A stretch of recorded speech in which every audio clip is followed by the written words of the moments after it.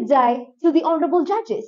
My topic for today's public speaking will be rabies, a deadly disease. Rabies.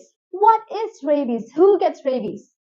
Rabies is one of the most dangerous, contagious disease which can affect humans and provoke death of patients. Rabies is a vaccine preventable zoonotic viral disease affecting the central nerve system. Once clinical symptoms appear, rabies is virtually 100% fatal. In up to 99% of cases, domestic dogs are responsible for rabies virus transmission to humans. Yet, rabies can affect both domestic and wild animals. It spreads to people and animals via saliva, usually through bites, scratches, or direct contact with mucosa, such as eyes, mouth, or open wounds. Children between the age 5 and 14 years are frequent victims.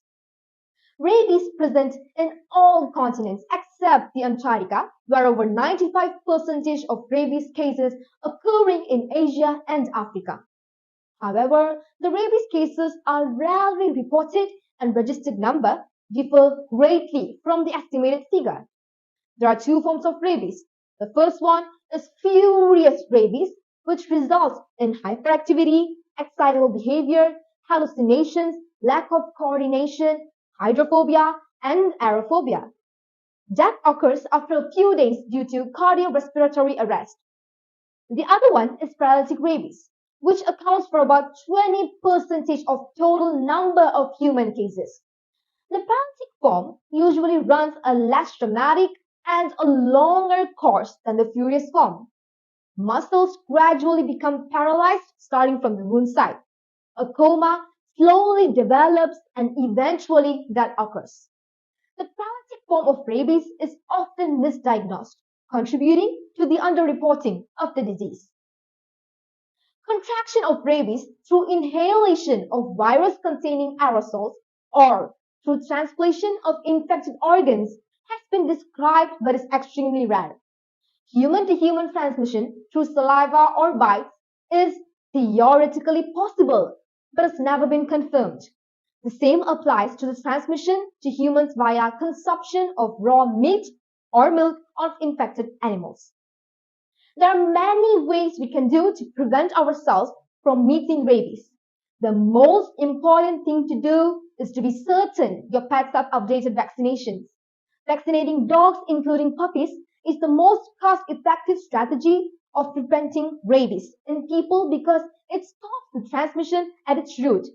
Moreover, dog vaccination also reduces the need for post-exposure prophylaxis.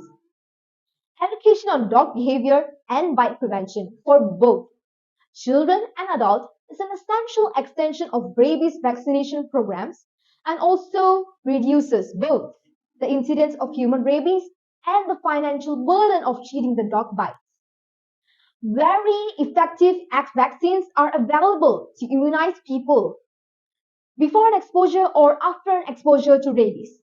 Pre-exposure prophylaxis might be recommended for people in certain high-risk occupations or people whose personal or professional activities might lead to direct contact with bats or other mammals that may be infected with rabies. Pre-exposure prophylaxis also may be indicated for outdoor travelers and people who live in remote, highly rabies endemic areas, which is lack of rabies biologics. In a nutshell, taking into account all I've mentioned, it is important to place emphasis on the fact that rabies is an extremely dangerous disease which is transmitted to humans from animals. The development of the disease leads to death of patients, and this is why the early treatment and prevention of the disease is crucial for the survival of patients. As such, patients need to be very careful with the animals whom they do not know and who can bear the virus of rabies. Rabies virus elimination is achievable if this goal is prioritized and adequately supported financially and politically. Thank you.